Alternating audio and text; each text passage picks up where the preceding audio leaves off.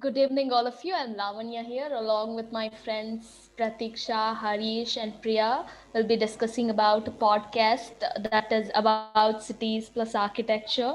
So, this is a podcast which opens a discussion about the design of architecture, building in cities around the globe, including a wide range of content with technology, film, fiction, comics, drawings, etc. So, in this podcast, it is host who is and Judge Kingle. They give their opinion about a few things in architecture. And so Luke Jones, he is a British journalist and broadcaster.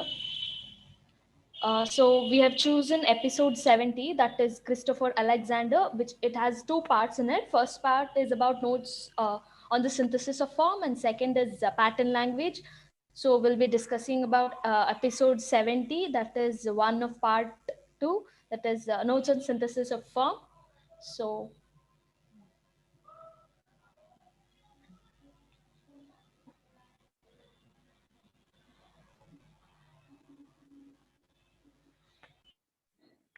So, in the first half, one of the main topics which came about is the mathematical definition of architectural problems.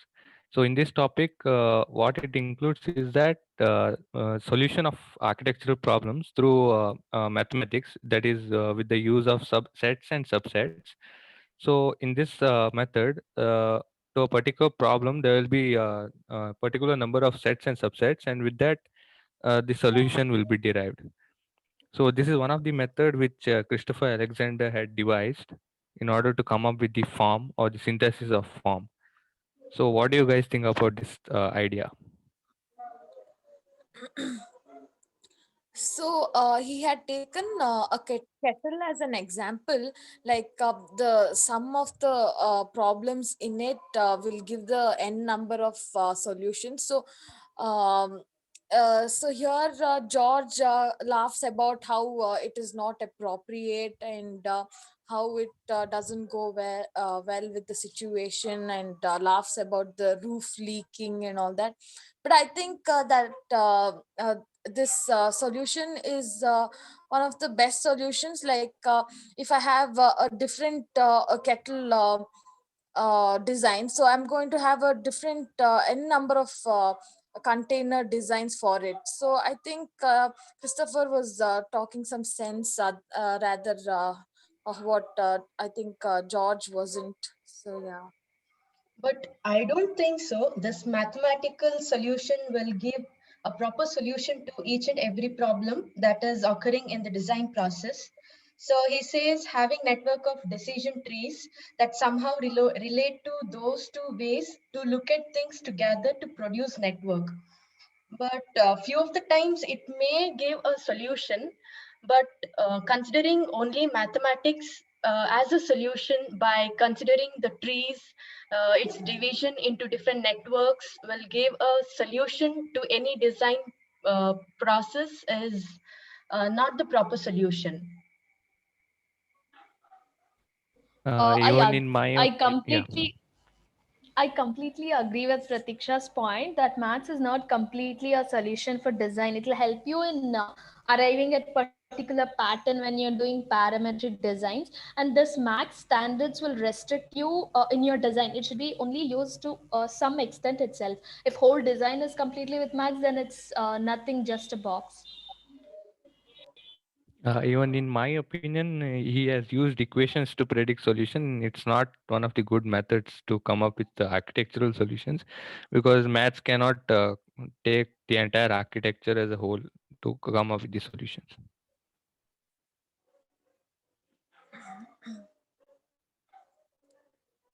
Okay, so next we'll talk about the topic counterculture architecture, which is one of his style. So here it's like a domed houses which are evergreen and environmentally sustainable.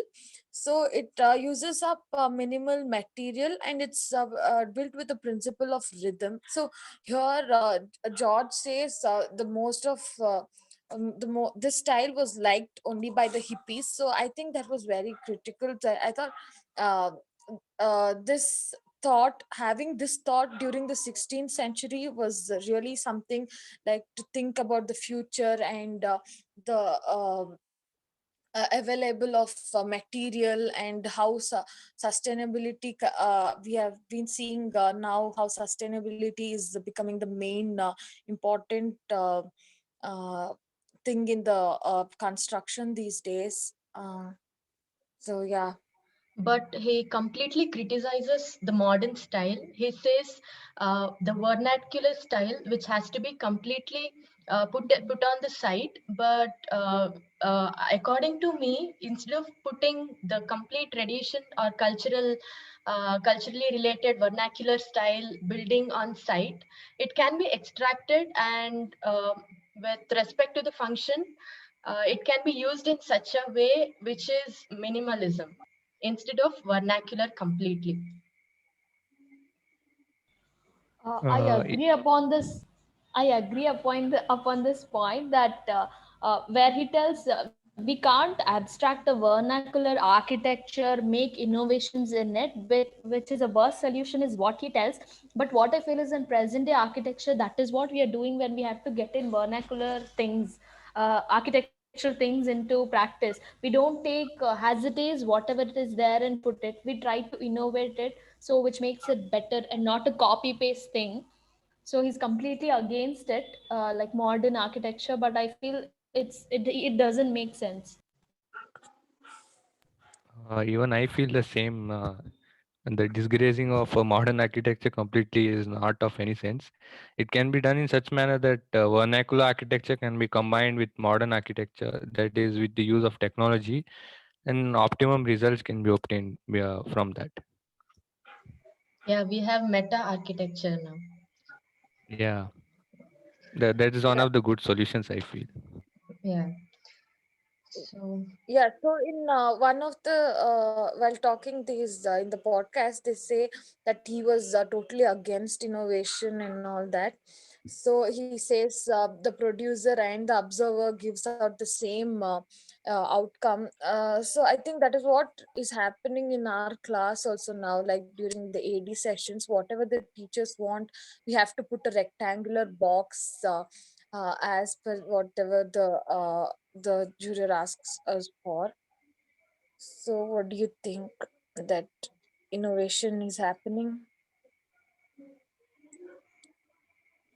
I feel it can be done if we justify it properly. So if we justify it properly, even we can make them agree on certain points.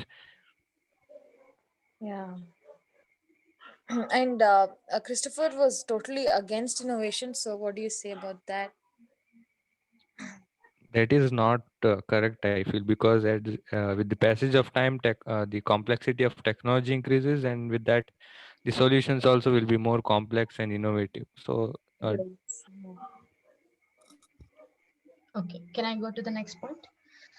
Yeah. So one of the example he explained in his book is his work in the design of the village in India. So he got total 141 misfit variables, and he felt these are the needs felt by the villages for socio-economical purpose. So there was different failure states. So first among them is about the untouchable people. So he made a long thin buildings with the zigzag arrangements with a compound around. So untouchables are segregated from other people, and many more ritual and many these failure states are seen in the podcast in his book. So this is actually not good to differentiating people. There is no unity in the design. So what do you think about it? Is it good to have all separated? Is the failure state required? What I personally feel is dividing someone like that because they are untouchables. I mean, I know because it was very old time that we are talking about, but still, when we are designers, we have we have that independence to design, where we design in such a way that people come together. But then I feel in his design he himself is telling that he's keeping far untouchables by the thin wall, a boundary, compound wall or something, which is actually a very bad idea, is what I feel. Yeah, actually, is worsening the already existing problem. That's not a good idea, I feel. Yeah, I agree to that.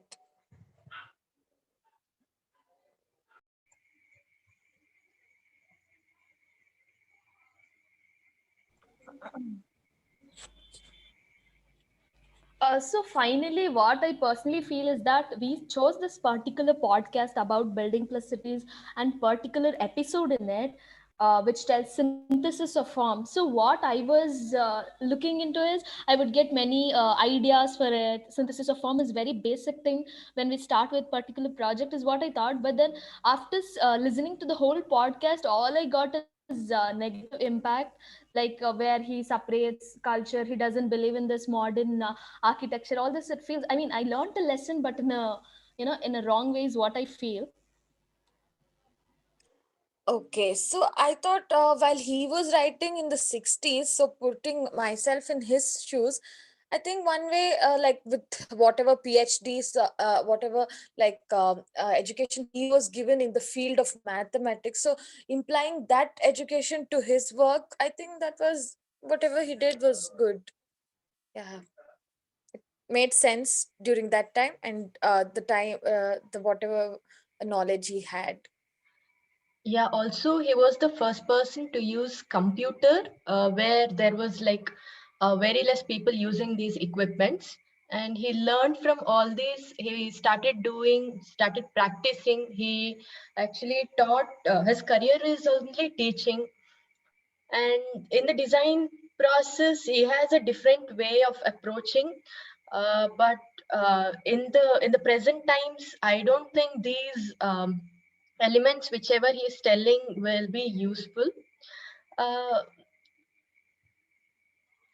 Even same, like I expected something about the podcast which says about synthesis of form, but we ended it like this. Even I agreed to Priya Shetty's point of view. Like it was written in the 60s, so his point of view it was different at the time during according to the time period at that time and the amount of computational power which was available. So, but as we think of it in the present times, I think it is irrelevant. Yeah.